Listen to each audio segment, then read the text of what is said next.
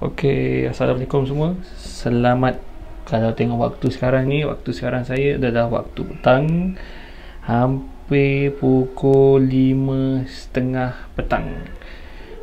So bila-bila balik waktu kerja ni, tadi ada singgah nak beli daun kesum lah. Ingatkan nak masak asam pedas.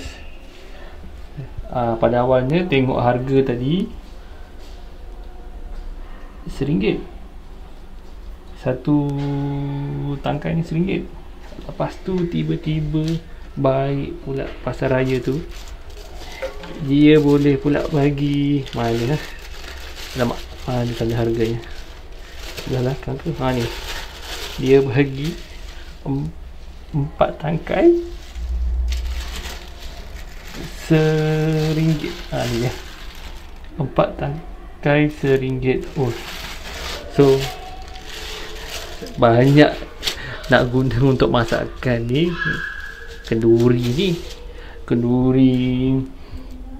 30 orang. Jadi terfikirlah pula kan, apa kata kita try biarkan daun kesum ni, supaya manalah tahu boleh pakai lagi seminggu 2 minggu bertahan pun jadilah. Kalau dekat kampung ni saya potong sikit, saya tanam kat tanah ataupun dekat tepi parit tu, basah-basah tu, cepatlah dia naik. Tapi sekarang ni kita dekat KL, kawasan rumah apartmen ni pun tanah tak ada. Nak tak nak kena cari satu solusi yang mana membolehkan kita sekurang-kurangnya dapat memberi, kata orang tu, usia pokok ni lama pun dah kira okey dah. Kalau dekat sini kan, kalau kita biarkan macam ni je, kalau dalam peti sejuk seminggu lah biasanya boleh bertahan kan, seminggu lebih sikit. Tapi mungkin kita boleh try cuba tanam dengan menggunakan peralatan yang ada agar ia tahan lama. So bahan-bahannya sudah pastilah daun kesum. Okay, lepas tu saya ada botol kosong ni, boleh guna. Okay, gunting ni sebab kita nak potong cantik sikit daun kesum tu nanti. Dan pisau ni kita guna untuk potong botol ni kan. Tapi siapa yang tak nak potong botol ni pun boleh buka tutup botol, masukkan je. Tapi saya nak potong sikit lah. Dan juga air. Ni air. Okay, benda pertama yang kita kena buat first adalah ni, kita potong botol terpulang lah. Kalau nak potong bahagian sini, kalau saya tengok botol dulu, tengok jenis botol. Kalau saya potong di bahagian sini lah. So kalau terlampau rendah nanti, kalau kita masukkan daun kesum, takut dia mudah tombang. So bahagian sini lah. So penggunaan pisau ni sangat kena perlu berhati-hati. Kanak-kanak kalau berusia mungkin bawah 10 tahun jangan digalakkan lah. Kalau mungkin 12 tahun ke atas tu boleh buat dengan ada bimbingannya orang tua ataupun orang yang lebih dewasa lah. Okay, perlu berhati-hati, jangan terlampau gopoh kalau nak gunakan pisau ni. Sebenarnya benda macam ni kalau buat gelojor sikit habis. Okay, saya ambil kat bahagian sini lah. Okay, pelan-pelan.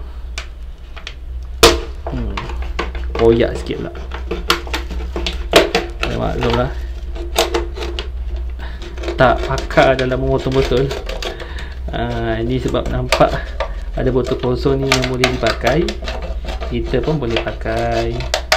Okay, kalau nak adjust sikit boleh guna ni lah, gunting sikit kan. Kalau nampak yang macam tak cantik ni, boleh lah kalau nak adjust,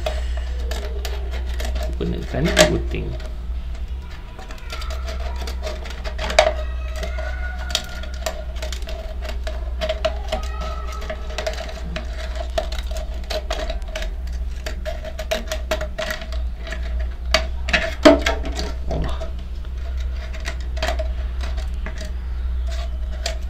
Okay, dah siap dah bekas dia. Nampak.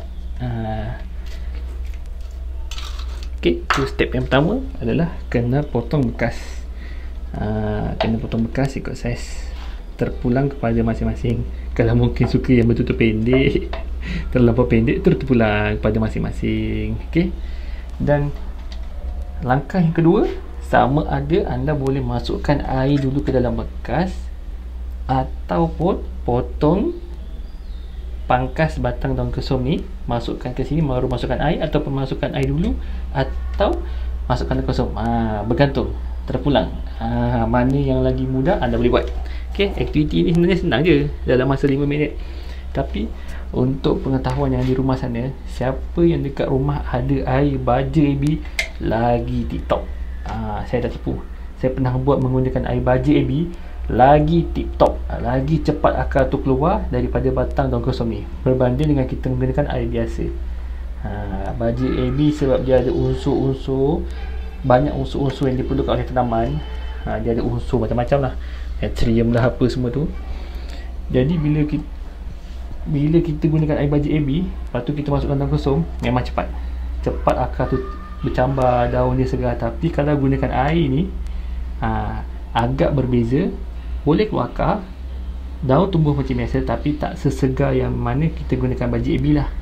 Tapi siapa yang kat rumah tu mungkin ada air siraman, apa tu, air basuhan, air beras, boleh gunakan.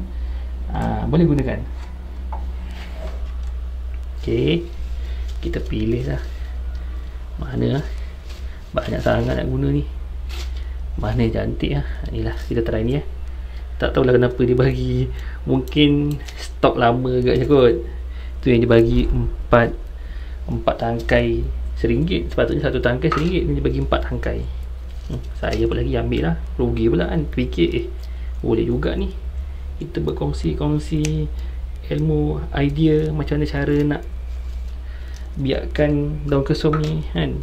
Kadang-kadang tengok, kadang-kadang kita nak masak daun kesum RM1 saja nilainya kan, tapi nilai RM1 tu tak mahal. Tapi nilai kita nak pergi ke pasar raya, ke kedai, dia mahal. Minyak, bayar dia punya tiket tak masuk pasar raya tu, tu yang mahal. Minyaknya, contoh minyak RM5, tokennya RM1, RM6, tapi daun kesum dia RM1. Tapi kalau kita boleh tanam, kita boleh biarkan kat rumah kan, dapat mengurangkan kos sara hidup kan. Sekejap kita nak pilih yang daun kesum ni pun kita kena pilih yang segar sikit lah. Kalau yang layu ni boleh, kalau kat tanah tu tak ada masalah, tapi kalau dekat air ni agak kurang sikit. Okay, kita pilih yang ni lah. Kita pilih antara banyak, ada banyak lagi ni kan. Kalau boleh kita jangan tak termasukkan, sebab bila batang tu terlalu panjang, susah untuk air tu naik ke atas. Bila susah untuk naik air tu ke atas, biasanya daun kesum akan mati. Kebanyakan orang bila beli dekat pasar raya, dia orang beli, dia orang ambil ni, dia orang masukkan dalam air. Boleh bertahan, boleh, tak ada masalah. Kalau ada rezeki memang boleh hidup. Tapi kita ambil langkah yang mana kalau boleh kita potong secara pendek lah, biar mudah sikit air tu nak naik ke atas kan. Mana jap, mana tadi, lupa pula, dah sembang-sembang lupa pula. Boleh pilih mana-mana kan. Kalau kita daripada kita buang rugi, tapi kita cuba. Tapi saya tak ada kata kalau guna satu batang pontianak terus rendam tak boleh, tak ada. Mana-mana pun boleh. Tapi ni cara saya lah, biasa saya buat dekat rumah kan, macam tu lah. Sebab dekat kalau rendam kat air ni agak susah sikit. Kita potong sikit macam ni lah, gunting yang tajam sikit kan. Macam tu. Biasanya akar akan keluar dekat sini kan, jauh sikit. Biasanya akar akan keluar kat sini lah. Akar akan keluar kat sini, dekat dia punya ni, antara sini tu ni sini. Biasanya akar akan keluar kat sini. Kalau kita terlampau panjang tu yang agak susah sikit tu. Lepas tu daun kalau boleh buang sikit. Ni dia punya tunas si kacau kan. Kalau ada 2 tunas macam ni, mana yang perlu lagi kita buang. Daun ni kita buang sikit, InsyaAllah nanti dia akan tumbuh lagi daun. Kita masukkan baru satu. So boleh buat semua, tak ada masalah. Rasa-rasa daripada dia mati, kita buang bazir, baik kita tanam. Ni terlampau pendek pula. Okey, ni kita ambil sini, potong, kita buang sikit kan, kita buang sikit kan, sayang bazir. daun ni berapa kalau terlampau banyak berat air tu nak naik ke atas. Tu yang kadang ada yang pokok layu matilah apalah. Sama macam teknik pemangkasan, kalau kita tanam terung, kalau kita biarkan daun tu terlalu banyak, anda akan tengok buahnya pasti sikit sebab dia mengganggu. Tengok macam segar daun tu kan, padahal tak. Itu adalah teknik-teknik yang biasa digunakan oleh petani-petani kat luar sana. Saya pun bukan petani hebat pun, petani bandar. Macam ni kan, ambil yang sini, okay, kita buang daun ni sikit. Tak apa, jangan sayangkan daun ni, tak apa, boleh, dia akan tumbuh insyaAllah. Kan, daripada tak guna ni pun kita masak daun kesum. Kalau saya ni makan 2 orang je dengan isteri, pakai berapa je tu, tak apa, kita try buat.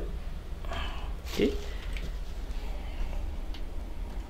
dan anda boleh teruskan okay, macam ni contohnya. Dan lepas ni kalau anda nak masukkan berapa banyak pun terpulang.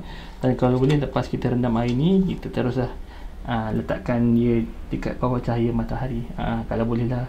Tapi kalau mana kawasan rumah yang susah dapat cahaya matahari, cuba usahakanlah biar daun kesum ni setidak-tidaknya dapat juga cahaya matahari, yang mana dia boleh menjalankan dia punya aktiviti fotosintesis dia. Kalau dia tak ada aktiviti fotosintesis dia, tak boleh makan dah dia.